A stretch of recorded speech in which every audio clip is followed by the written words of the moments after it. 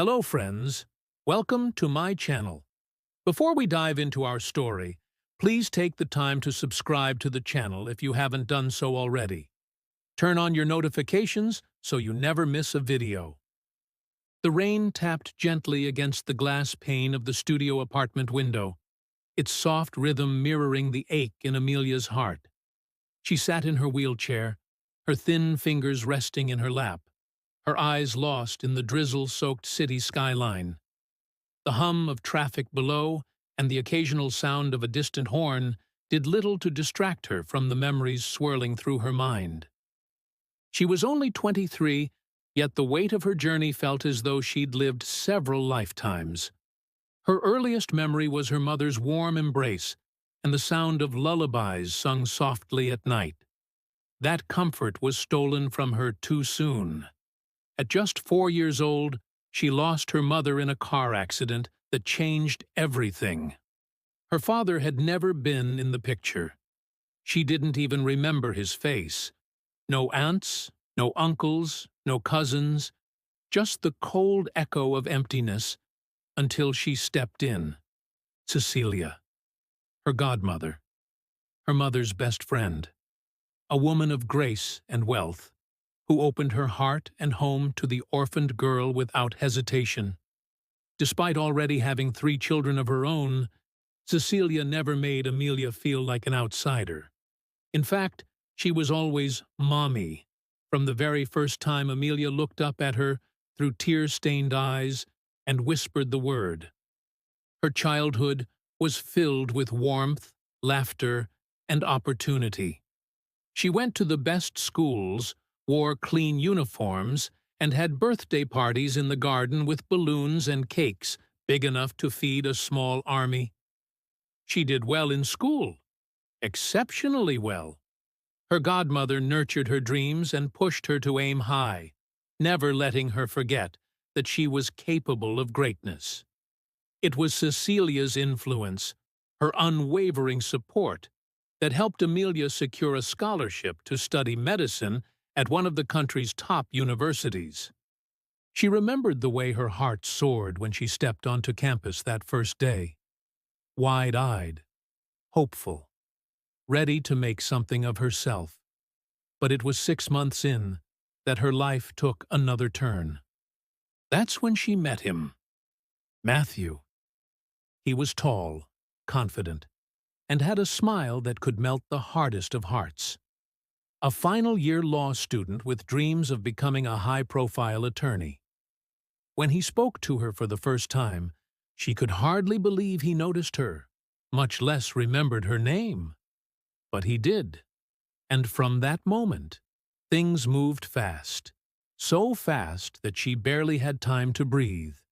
He was charming, exciting, passionate. He made her feel beautiful, seen, alive. And when he proposed at the end of her first year, she said yes, without hesitation. Cecilia had begged her to wait. "He's not the one for you, sweetheart.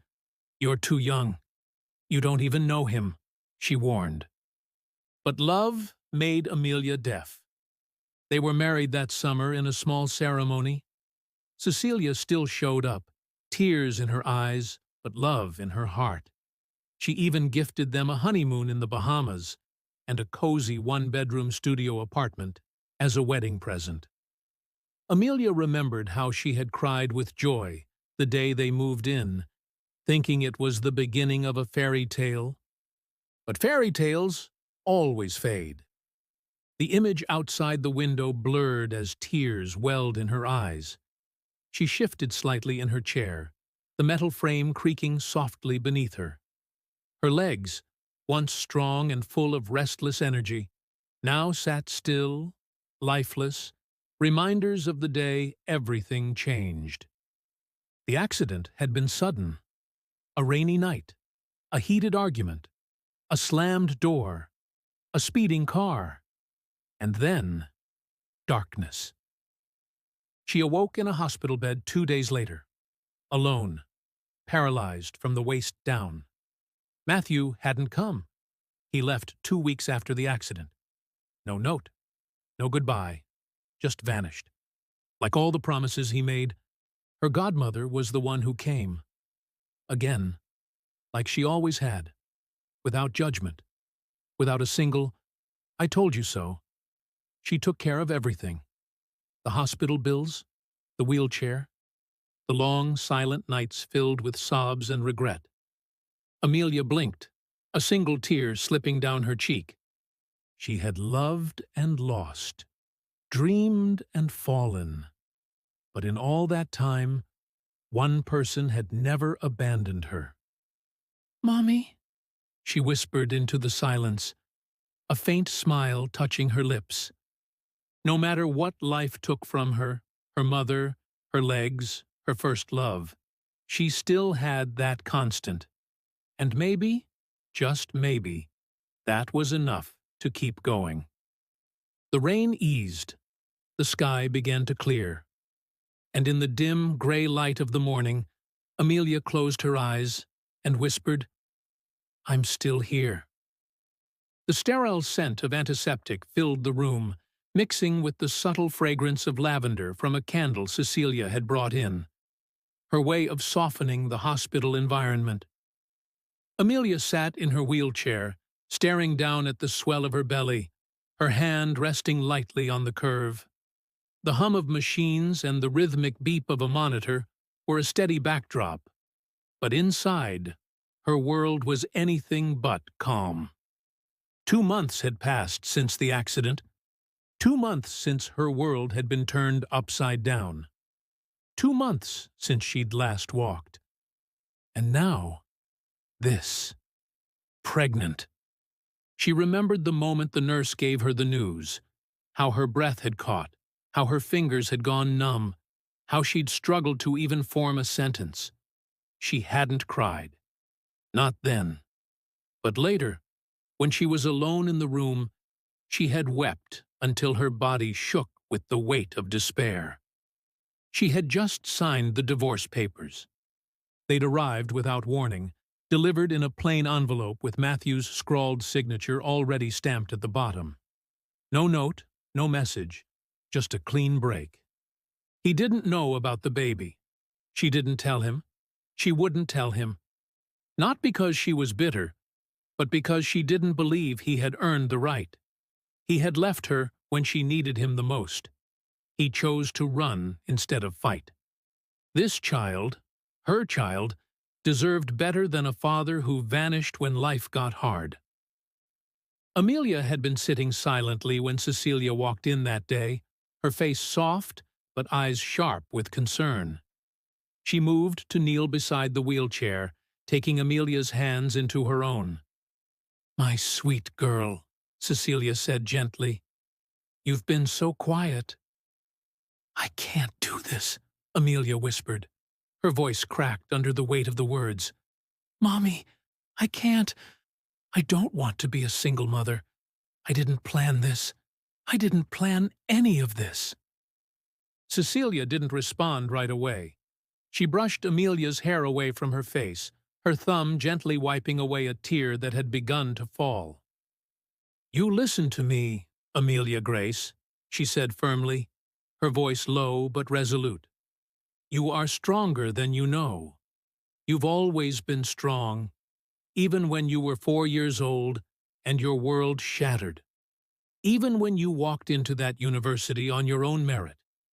Even when you married that boy, despite my fears, you followed your heart." Amelia looked away, ashamed. "I know you're hurting. I know this isn't what you wanted, but God doesn't give us more than we can bear. This baby, this beautiful life inside you, is not a burden. He's a blessing. And I promise you, you will not be alone. I will be with you every step of the way." "But I can't walk, Mommy," she choked. Cecilia smiled softly, pressing a kiss to her forehead. "Then we'll crawl, roll, wheel, whatever it takes, baby. But when that child is born, you'll find a new kind of strength, one you didn't even know you had. And when you're ready, we'll get you back on your feet. Nothing is impossible. You'll walk again. you'll finish medical school, and you'll raise that baby with more love than he could ever dream of. Amelia sobbed in her mother's arms that night, allowing herself, for the first time, to believe that maybe, just maybe, she could do this. 9 months passed, each day a battle, but a victory nonetheless. Physical therapy continued, and though it was slow, Amelia refused to give up. The best medical team was by her side, and more importantly, so was Cecilia. There were days of nausea, days of unbearable pain, and days when fear clawed at her chest.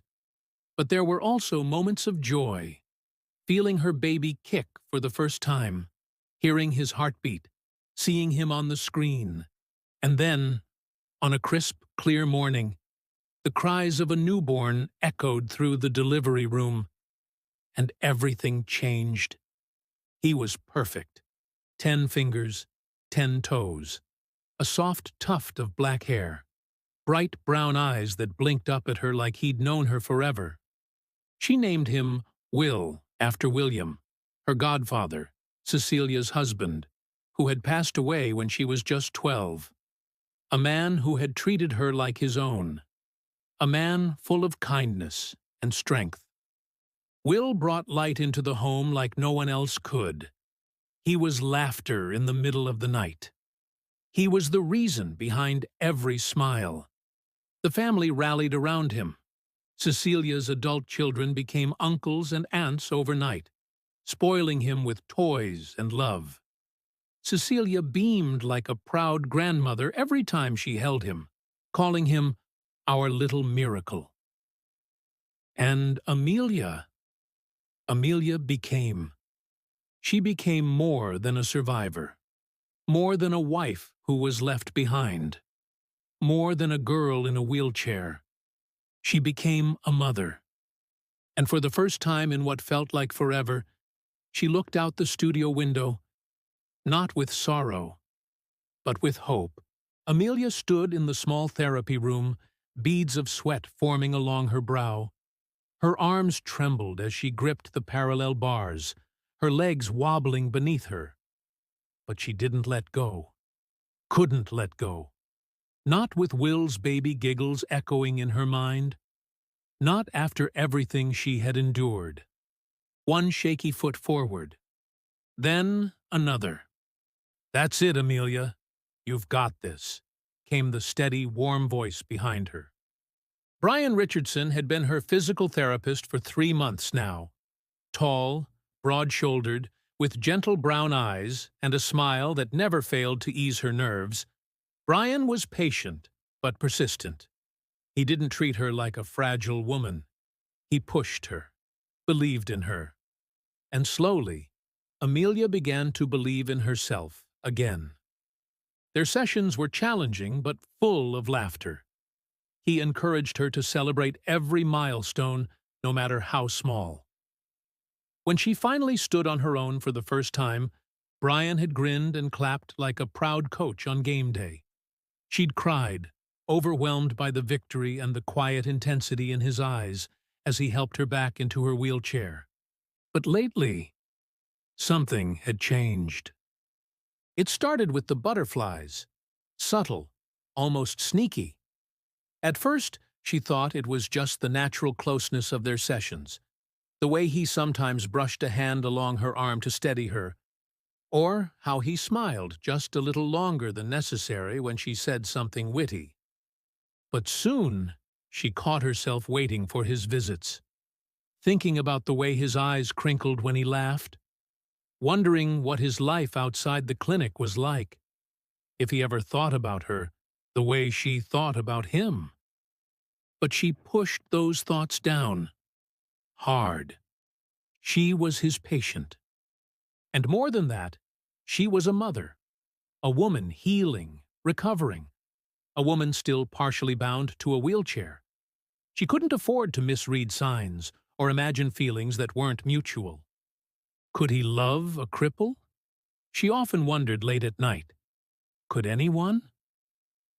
If you enjoyed the story so far, please like the video and leave a comment. Click the playlist for part 2.